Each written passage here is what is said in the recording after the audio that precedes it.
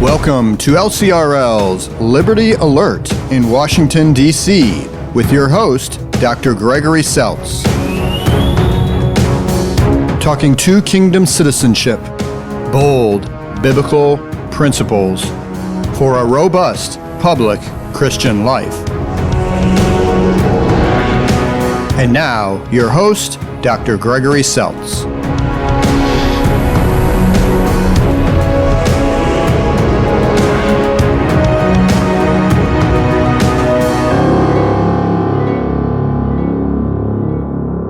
Good day, DC. Welcome to our program where we try to cut through the noise and take on the issues that are especially public issues that matter to the people of faith. And we're going to be trying again to rely on and apply the wisdom of the word for the sake of the culture and the mission of the church. Each day here at the Lutheran Center for Religious Liberty, we're trying to put our temporal liberties to work for the sake of the eternal liberties of Christ. Today, the question, the church, why does it seem to be in the crosshairs of federal legislation and almost universal litigation? You know, what's going on? It seems like on every front, legislatively, legally, the church is a huge concern, and we kind of wonder why. So we've got two guests with us today, Mike Berry from First Liberty Institute lead counsel, and also Tim Gegline from Focus on the Family. Welcome, gentlemen. Great to have you. Great to be with you again. Okay, Mike, I'm going to start with you. What's going on? What are you seeing, especially in the legal aspect of these things? Well, it's on the legal side, it's really a case of the hits just keep on coming. You know, right. No good deed continues to go unpunished. Yeah. And at First Liberty Institute, you know, we continue to have to fight every single day for our first freedoms as American, our religious freedom. We've got a case at the U.S. Supreme Court right now. We have another one that we're about to ask the Supreme Court to take. And we have another one still that we're waiting to hear from the Supreme Court, whether they'll take it. So potentially three cases at the highest court in the land, wow. Trying to ensure that our First Amendment rights, particularly our religious freedoms as Americans, do not go, unprotected. Mm-hmm. And really it affects everybody from all walks of life. You know, we represent, we talked about the church, right? One of our cert petitions is called a cert petition. It's that is the shorthand for when you ask the Supreme Court to hear your case. Okay. Is on behalf of a church out of Virginia. Another one is on behalf of parents of high school students in the state of Maine, and the other case is on behalf of a football coach or a former football coach at a public high school in Washington State. So let's go back to that one. Well, you're talking about the Maine case because that we got a lot of schools. The Lutheran Church got a lot of schools, 2,200, and of course the Catholic Church, and then there's all kinds of evangelical schools. What's that Maine case? And again, why is it so? What's the state's beef with people of faith having equal access to education?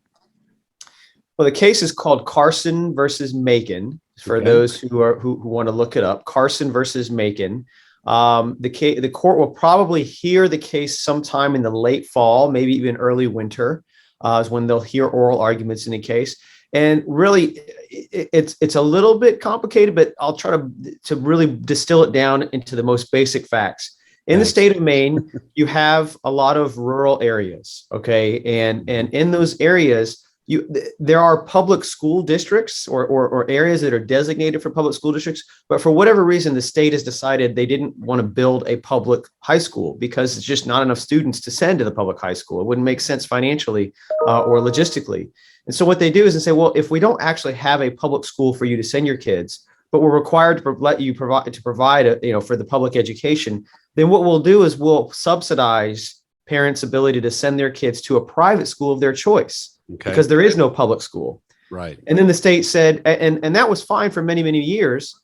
But then maybe 20, 30 years ago, the state changed its position and said, well, actually now our position is, because we're concerned about this so-called violation of separation of church and state, they said, you can send your kids to those private schools, and will subsidize it unless it's a religious school.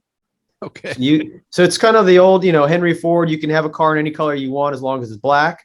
Okay. You can send your kid to any school you want as long as it's not a religious school.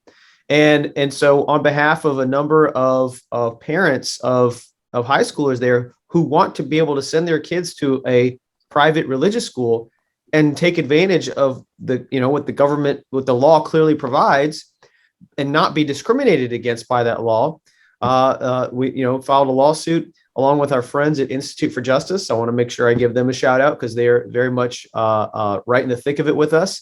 Mm-hmm. And this case is now at the U.S. Supreme Court, and the Supreme Court will decide whether or not the state, a government, can essentially discriminate against parents who decide to send their kids to private religious schools. Well, and Tim, this is what kind of gets to me, because I know the state has a vested interest in education, but it's really civics. That's about the only thing the state should really be concerned about in education. Who are they to dictate what the moral and virtuous parameters of a good educational system? Who are they to actually determine what's a good education anyway? And so, how did the church become? How did it begin to become this nefarious actor with regard to the state? I mean, are our moral teachings of such a great concern to the federal government that they've got to get involved in this? What do you think? Well, I think two things. First, in the short term, can you imagine, Greg and Mike, after World War II, having this remarkable victory and having our soldiers return to our shores and being told, here's the GI Bill, but you cannot go to Notre Dame. You cannot go to Georgetown. You cannot go to Concordia University. Right. You may only, select a public college or a public university. I mean, it's quite ridiculous on its face, and it's why I think our great friends at First Liberty Institute in this case will prevail. I'm an inveterate optimist and hopeful, and my sense is that they will prevail. On the larger question, Greg, I really do think that for those who lived during the moral and the social revolution of the 1960s and 70s, they got to Vietnam and Watergate, and people said, I just don't know how much more of this we can really take.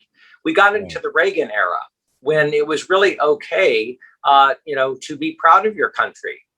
To understand that our founding fathers and mothers were perfectly comfortable with faith in the public square. And a lot of people said, we're not going to go back to that again. Well, right. I think that we have entered kind of the second phase, I'll call it 2.0, of the social and moral revolution. And of course, it's aimed squarely at people of faith. It's aimed at Christians. It's aimed at anybody who seems to be very serious about their faith. The really good news in my sense is that despite, this moment we're going through, we have to realize that we are one nation, but we're two cultures, a culture that is comfortable with faith and a culture that is uncomfortable with faith. And the good news is that the Constitution is comfortable with faith. But that doesn't mean that in the short term, we will not continue to have to be proactive and very much alert to the multitude of threats that come to our constitutionally protected conscience and religious liberty, literally every day. Well, and I guess that's the thing, because when we think about this, Christians, we're going to have to start to actually not only jump in and get involved in this, but did the principles that gave us the Constitution, that granted us the kind of freedoms that we have today, did it create those freedoms or not? So if you have inalienable rights because God created you, is that true or not? Because I've read some of these secular folks who are saying, oh, we can have those rights without, being created in the image of God. And I don't see how that can be. In fact, back to you, Mike, the Kennedy case, I think that goes kind of the heart and core of this, because here we're talking about a coach who was praying on the 50-yard line, I think long after the game was over, and we can't have that. That's, again, something we've got to snuff out. What's going on with that case? Well, the Coach Kennedy case is one that we are appealing to the U.S. Supreme Court. We are hopeful and prayerful that the Supreme Court will take up Coach Kennedy's case. We need four or more of the justices to vote yes to hear his case, and then we have, a Supreme Court case. But yeah, it's just as you said, Greg, that this is the facts are pretty simple. Coach Kennedy was a public high school football coach. After each game, he made a covenant with God, a commitment to God, that after every game, win or lose, didn't matter how his team played, he was going to pause at midfield after the game was over and offer a brief personal prayer to God, giving thanks for the opportunity to be a coach and for what his players had just done on the field. And for those who are curious as to whether or not that included players or whether that included other people, absolutely not. Coach Kennedy, it didn't matter to him whether anybody joined him or not. In fact, I think he would probably tell you he would prefer to have been able to do it alone, but he was certainly not going to tell somebody if they wanted to come and pray with him that they couldn't do that.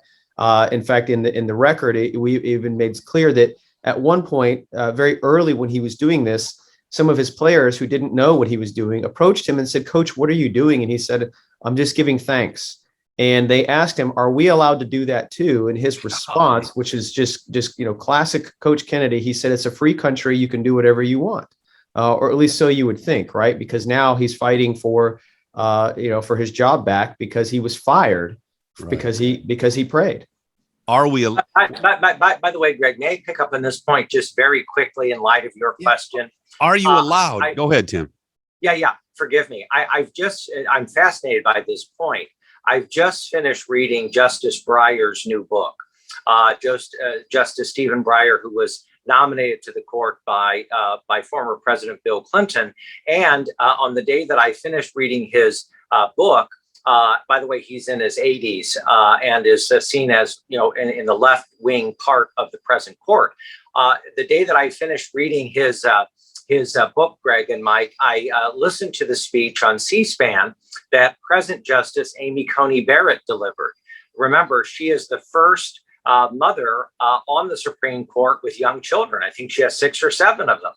And the common theme from a noted progressive Democrat and a noted more moderate Republican, probably conservative, who knows, Amy Barrett, one a Catholic, one a Jew, was that, maybe we ought to be less political in the courts. Maybe we ought to judge based on what the Constitution says, not what, somebody who brings, other agendas to the court. And this is, I think, that the great strength, Greg, in light of what you asked, our founding fathers would look at a case like Justice Kennedy's, I'm confident, and say, you can't pray, after an athletic event. I mean, it would dumbfound them. Yeah. The largest church in America at the colonial time was the one in the Capitol, where they worshiped in the Capitol building every Sunday. It's crazy to think about this thing. But I like what you said, though, Tim, in terms of we don't want to politicize these issues, but we're not politicizing these issues. In fact, we're asking to stop politicizing these issues, and somehow that's the controversial position today, right? Which I think is crazy. Yeah, and may I say that's why I'm citing Justice Breyer's narrative and even Breyer's. Yes, exactly. And Justice Coney Barrett, that bringing to bear upon these questions politics instead of what the Constitution says, is what we at Focus on the Family, you at the Lutheran Center for Religious Liberty, our friends at First Liberty Institute, it's what we all have in common. And we have it in common with the people, after all, who drafted the United States Constitution. Yeah, the only thing I worry. Yeah, jump in. Yeah, so this all actually ties into your original question, Greg, which is sort of why is this happening, right? What's going on in our society? And I think what we're seeing happen here is if you've ever visited a third world country or a totalitarian regime, you very quickly realize that what's different and unique about the United States is our government and our system of government, and in fact, our entire constitutional order was created and established very different than those places. When I was in China approximately 10 years ago, I was always very curious, and I would ask people, how free are you in China? Do you think that you have freedoms? And they would always, absolutely, of course we have freedoms. We have rights here. And they were very proud of that fact. And I would ask them, okay, so what do you have the freedom to do? And they would brag about how they can do all kinds of things, and it's okay. So how do you know that you have the right to do those things? How do you know you're free? And without exception, they would always answer, because the government told us that we have the right to do that. Right. And so that's the difference between a totalitarian regime in the United States, is that here we recognize the role of government is not to tell us what our rights are, and our rights are not created or established by government. The role of our government is to simply recognize and protect the rights that pre-exist government, right? These transcendent rights.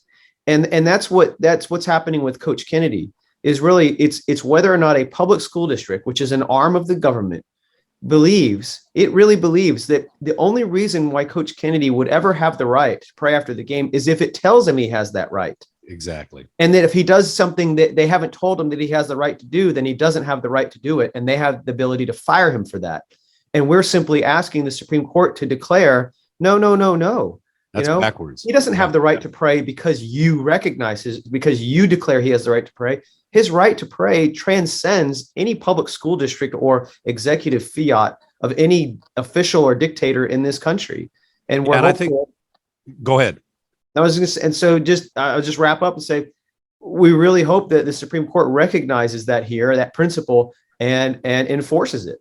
Well, and see, and Tim, I'll go back based on what Mike is saying. What my concern, and here's what I'm worried about is, well, obviously I agree with both of you. And to me, it's very clear and it's not that hard to understand. But it always seems like when we have both sides saying we need to be less political, what that means is, because here's what I see a lot happening. You'll hear this outrageous, takeover of our rights. School boards telling us we can't do that. Well, that's common sense. That's just us doing our job. And then if we push back, well, then it's political. And so we've got to stop being political. It's kind of like stare decisis. It's okay when it's our, they politicized it, but now that we push back, we're the ones that are being political. Yeah, stare decisis for thee, but not for me. That's exactly it. So let's get back to these fundamental principles that define what we mean by what's political and what's outside of the political realm. And that's, I think, where the battle lies. Tim, we've been involved in another case that's outside of it's a national case, or international, excuse me, where in Finland we've got two people, a pastor and a magistrate, who are literally being prosecuted for teaching the Bible's view of marriage and sexuality. And I'm basically saying that here you have a Western country that's creating what I call secular blasphemy laws.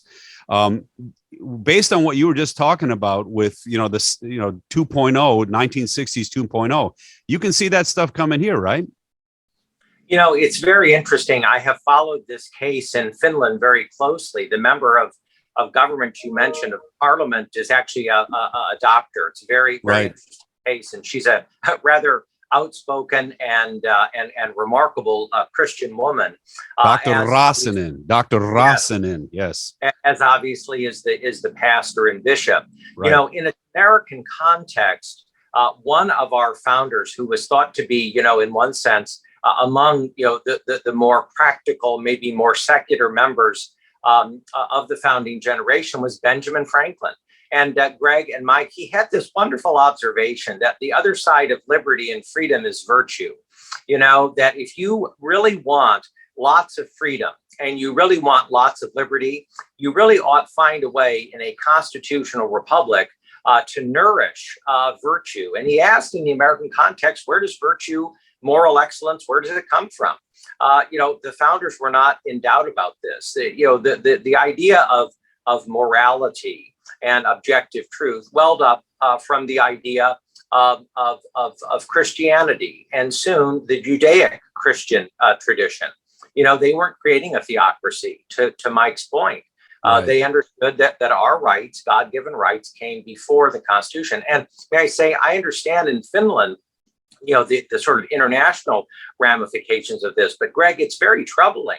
We have to remember that part of the world, for not a few years, was under the Iron Curtain, and the thing that ultimately broke the Iron Curtain Was faith. Was the spirit, exactly, was faith, the spirit Right. of faith, what Alexander Solzhenitsyn, famously said. And his great observation, and I think this, fits East and West, his great observation was that why had all this happened? He said, because men had forgotten God.